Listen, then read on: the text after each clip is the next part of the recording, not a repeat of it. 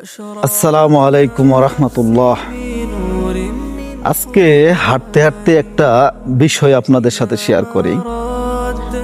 দেখেন, আমরা ফ্যামিলি, আত্মীয় স্বজন, ছেলে, বাপ মা প্রত্যেককে ভালো রাখার জন্য এবং কি তাদের খুশি করার জন্য দায়িত্বের জায়গা থেকে বলেন বা কর্তব্যের জায়গা থেকে আমরা কত কিছুই না করি, কিন্তু একটা সময় দেখা যায় যে আমরা তাদের কাছে কোনো না কোনোভাবে ব্যর্থ, কোনো না কোনো কিছুর জন্য তাদেরকে আমরা পরিপূর্ণভাবে সুখ দিতে পারি না।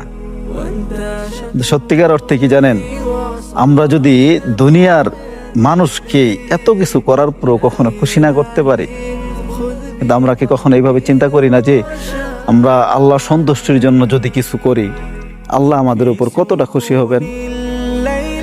এবং আমরা দুনিয়ার এই মানুষগুলোর জন্য যেভাবে যা করি, আমাদের কিন্তু আজকে আমরা তো দেখি আমাদের দাদা দাদি, নানা নানি, আত্মীয় স্বজন অনেকে আজকে দুনিয়া থেকে নাই।